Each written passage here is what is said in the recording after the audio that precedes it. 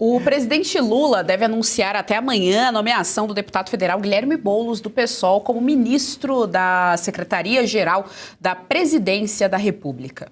O anúncio foi adiado enquanto Lula definia o destino do atual ministro da pasta, o Márcio Macedo. A expectativa é que Macedo seja deslocado para outra função do governo ou reassuma uma posição interna no PT, onde já atuou como tesoureiro. Que função perigosa no PT, hein?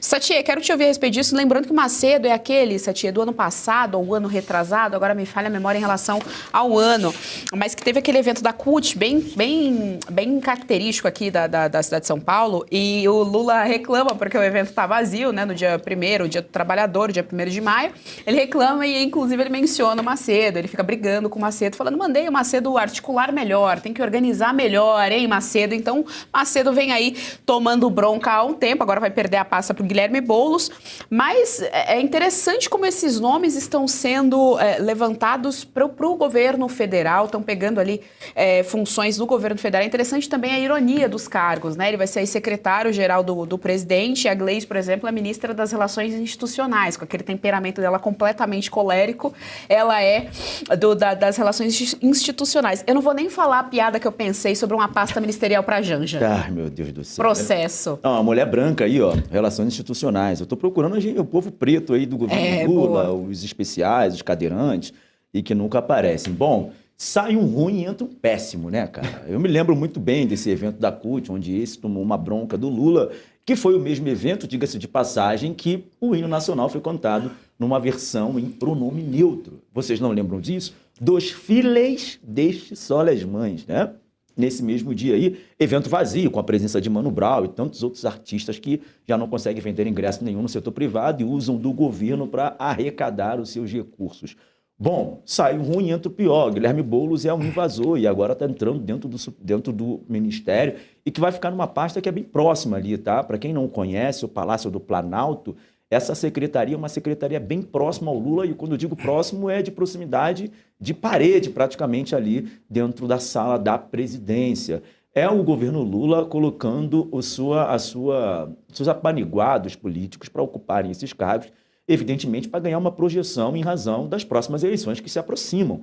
Esse é o momento de colocar na prateleira da frente ou na prateleira de cima os seus aliados para que já comecem a antecipar as suas campanhas eleitorais mediante aos seus cargos de destaque. É evidente que o Boulos ele não serve para muita coisa ali no Congresso Nacional, né? O Boulos, por exemplo, teve um voto que foi um voto muito, muito significativo para o Janones, quando o mesmo estava sendo acusado ali das rachadinhas. Não só acusado, mas assumiu as rachadinhas e devolveu o dinheiro. O André Janones iria ser cassado, haveria ali uma possibilidade de cassação eminente do seu mandato, mas o Guilherme Boulos ele articulou internamente junto aos parlamentares. Ou seja, não serve para muita coisa dentro do Congresso Nacional, não ganha muito destaque dentro do Congresso Nacional, por razões óbvias, não sabe fazer nada a não ser ocupar irregularmente as casas das pessoas, e agora ganhou esse cargo aí, que é um cargo relevante dentro da presidência da República, dentro do Poder Executivo, para justamente, evidentemente,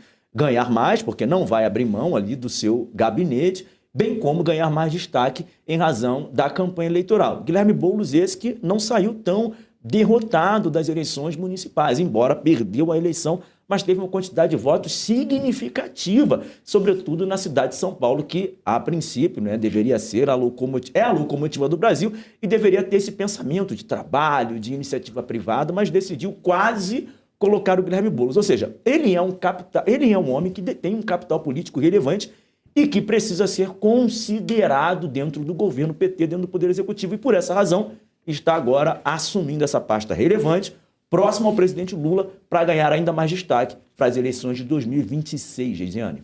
Eu quero pegar gancho, Luiz Arthur Nogueira, justamente nessa fala do Satie. Satie leu minha mente, eu ia levantar justamente isso. As eleições municipais de São Paulo mostraram que ele é um player bastante forte dentro do jogo político. Ele recebeu mais de 1 milhão de votos, é um feito considerável. A gente sabe também que tem bancada para Senado ano que vem. Então, assim, tem coisas aí a serem consideradas. E com a saída do Eduardo Bolsonaro do nosso país, né, como ele está nos Estados Unidos agora, não consegue voltar por conta da perseguição política, perdeu essa cadeira de Senado, tem que ver agora o que a gente vai fazer aqui da de São Paulo. Ao meu ver, o Derrite também perdeu um pouco o time da política toda, não sei se o Derrite lançou o nome dele, mas não sei se o Derrite vai conseguir essa cadeira do Senado, até porque o Derrite é republicanos também, tem um pouco de querela com os partidos ali do Centrão em relação à cadeira da presidência, então tem tudo isso aí nesse tabuleiro político. Portanto, é sim um jogador forte e a gente ainda precisa ressaltar, a esquerda está voltando atrás no que diz respeito à política woke, eles viram que não funcionaram, não à toa o projeto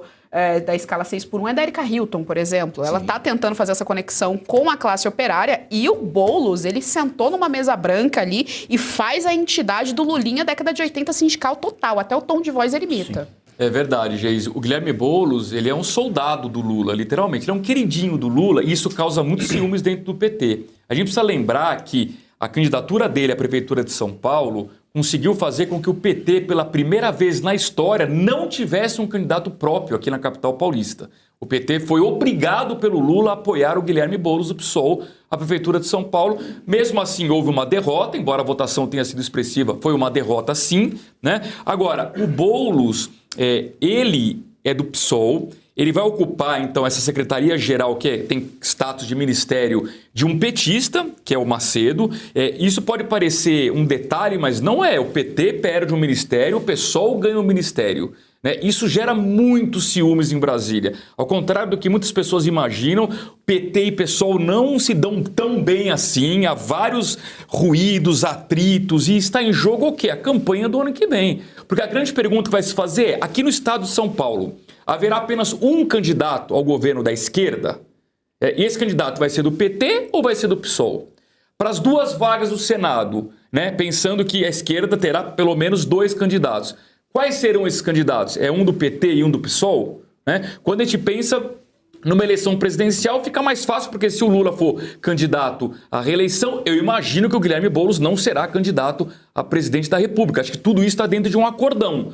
Agora, isso é um simbolismo importante. O Lula, eu me recordo, Geise, quando o Lula foi preso lá atrás, na década passada, que houve aquele grande evento, lá em São Bernardo e tal. Minha terra, São Bernardo do Campo. Sua terra, né? Eu me lembro que num carro de som, o Lula uma hora chamou o Guilherme Boulos, que era bem mais jovem. O Guilherme Boulos ainda é jovem, mas ele na época, obviamente, era bem mais jovem. E meio que abraçou o Guilherme Boulos e disse que ele representava o futuro da esquerda. Então ali, claramente, o Guilherme Boulos sempre foi apadrinhado pelo Lula. De novo, despertando muita ciumeira dentro do PT. Vamos aguardar agora com o Boulos dentro do Palácio do Planalto, como é que vai ter de atrito com a Gleisi Hoffmann. Vai ser muito interessante ver isso. O que vai ser delicioso, Certamente já estamos do lado da briga, é importante deixar aqui esse esclarecimento. Tá torcendo para quem? Para a briga, vai ser realmente sensacional, delicioso. Eu quero te ouvir a respeito dessa questão. Entrar no lugar do Macedo, é isso? Isso. Ele não precisava, eu acho que o Macedo não precisava sair.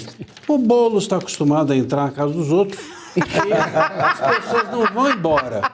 Então entra o Macedo, ocupa lá o lugar do Macedo, fica o Macedo lá. Boa. Macedo talvez possa entrar com uma ação de reintegração de posse do cargo e fica lá. O Boulos está acostumado e tal. E agora esse negócio do Macedo, tudo é culpa do Macedo, a gente tem que tomar cuidado, precisamos tomar cuidado com isso, porque o Bessias começou assim. É verdade. Então o Bessias é a culpa do Bessias, cadê o Bessias? Aparece o Bessias, daqui a pouco o Bessias virou ministro do STF. Então vamos ver direitinho se a gente deve dar o destaque que está sendo dado ao Macedo, porque daqui a pouco vem aí o Macedo, sabe-se lá num cargo importante, onde todo mundo que é irrelevante dentro do PT, mas faz favores, daqui a pouco vai ganhando destaque. Agora, o Boulos, veja, óbvio que está pensando na sua campanha. Eu não sei se, como o Luiz Arthur falou, é um soldado do Lula, é uma possibilidade, ou se em algum momento esse soldado vai passar a atirar no PT também.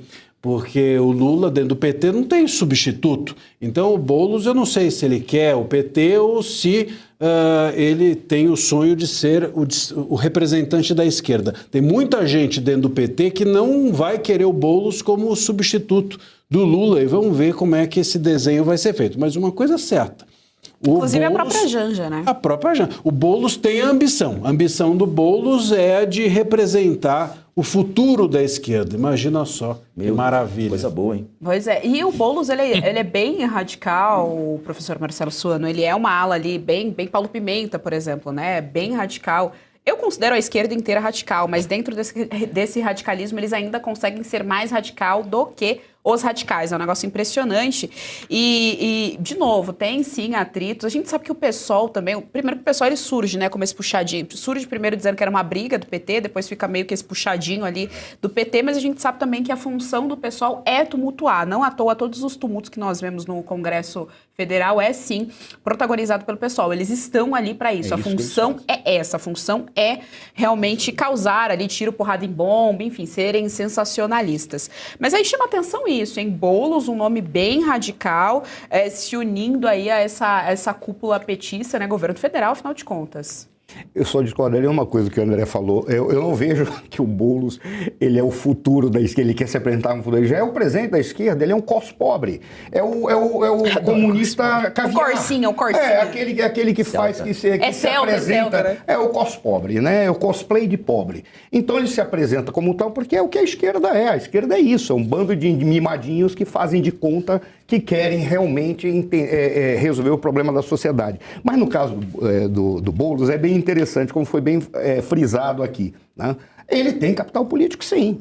Até mesmo porque existe um segmento que vota na esquerda independentemente do que vai acontecer, seja por cegueira, seja por falta de conhecimento, seja por ideologia, seja por uma completa falta de raciocínio. Mas tem um segmento, esse segmento não é pequeno. Quando você olha do total, deve ser uns 20%, 25%, que é um capital que o Boulos ali configura. E ele saiu da eleição municipal com esse capital apontando, diz, olha, eu tenho condição de ser um herdeiro. Não à toa, isso é bem curioso, são 2 pontos. São 2 eleições que estão em jogo. Uma significa o herdeiro político, o outro significa aquele que pode substituir o Lula caso o Lula tropece e caia agora nesse ano que vai chegar aí. Tropeçar e cair de todas as formas possíveis. Não à toa, o próprio Flávio Dino já está começando a negociar a possibilidade dele ser o herdeiro do Lula para 2030. Isso é o problema que traz para nós. Então, aí o que o Lula olha? Ele diz, mas o Flávio Dino pode ser meu amiguinho, mas não é pau-mandado como seria o Boulos. Mas o Boulos também não é pau-mandado. Como todo cos-pobre, ele é cos-leal, ele é cosplay de lealdade. Ele não é leal a ninguém. Então, o que acontece? O Lula dá pro Boulos um cargo que é um cargo muito curioso. É o secretário de Relações, Secretaria-Geral da Presidência da República. Nos Estados Unidos, esse cargo é exercido hoje, similar, por uma mulher. E olha que coisa curiosa, lá o misógino deu o cargo para uma mulher, o que dizem, né? O Trump não é misógino, deu o cargo para uma mulher. E o que esse cargo faz? Ele trabalha quase como se fosse um ministro da Casa Civil e trabalha com a administração, melhor dizendo, com a organização da administração pública da presidência. É muita força, mas não fica no meio da rua fazendo porcaria, trabalha internamente, por isso que é tão forte e tão discreto. Aqui esse cargo é dado para quem? Para um cara que na realidade não é um cargo administrativo, não é um cargo político, é quase que deveria se chamar assim, Ministério do Marketing Pessoal. Porque coloca o cara para estar fazendo marketing pessoal, trabalhando diretamente com segmentos populares, trabalhando com a sociedade. Aí o que esse cara faz? Esse cara fica ali trabalhando e faz o marketing pessoal dele para as eleições futuras, seja para 2026 como herdeiro do Lula, seja para qualquer porcaria que ele queira ocupar, e ele tem força para tentar disputar com capacidade, seja para 2030, mas aí ele vai ter que brigar com Flávio Dino. Esse é o problema, é um ministério do marketing pessoal.